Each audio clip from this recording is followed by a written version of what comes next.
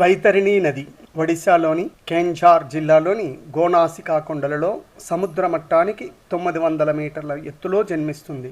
ఈ కొండల్లో పుట్టిన కొద్దిసేపటికే ఈ నది సుమారు 1/2 కిలోమీటరు దూరం భూగర్భంలోకి వెళ్ళి మాయమవుతుంది.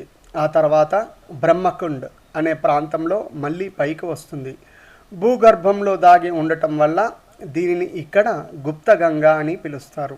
హిందూ పురాణాల ప్రకారం ముఖ్యంగా పద్మపురాణం మరియు గరుడ పురాణంలలో వైతరిణి నది ప్రస్తావన ఉంది. పరశురాముడు తన పాప పరిహారం కోసం శివుని గురించి ఘోరమైన తపస్సు చేశాడు. శివుడు ప్రసన్నుడై ఇచ్చిన వరంతో పాతాళ లోకం నుండి ఈ నది భూమిపైకి ఉద్భవించింది. వై అంటే నిజంగా, తరణి అంటే రక్షించేది అని అర్థం. యమలోక వైతరిణి నది గరుడ పురాణం ప్రకారం భూలోకానికి యమలోకానికి మధ్య 100 యోజనాల వెడల్పు గల ఒక భయంకరమైన వైతరిణి నది ఉంటుంది. పాపాత్ములకు ఈ నది రక్తం, చీము, ఎముకలతో నిండినట్లుగా కనిపిస్తుంది.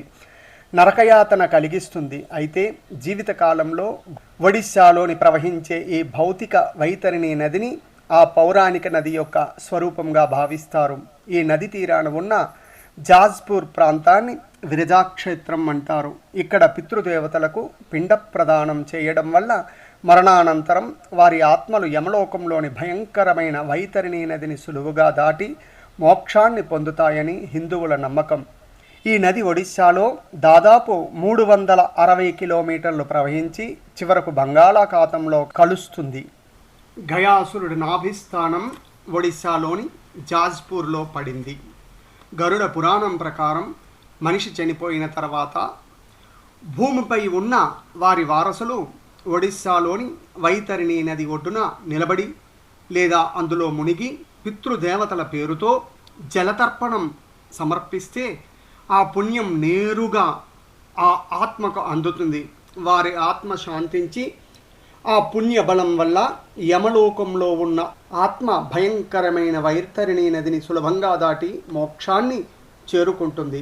వైతరిణి నది స్థానంలో ఎవరైతే తమ పితృదేవతలను తలుచుకొని జలాన్ని అర్పిస్తారో వారి ఆత్మ శాంతించి ఎవరైతే చేస్తారో వారికి భూమిపై సకల శాంతులు చేకూరుతాయని గరుడ పురాణం చెప్తుంది. యమలోకంలో ఉన్న వైతరిణి నదిని దాటాలంటే ముఖ్యంగా ఈ ఒడిశాలోని జాజ్పూర్లో ఉన్న గిరిజాదేవి శక్తిపీఠం యొక్క స్థానంలో ఈ వైతరిణి నది ప్రాంగణంలో ఎవరైతే ఈ జలతర్పణాదులు సమర్పిస్తారో వారికి చాలా శుభం కలుగుతుంది.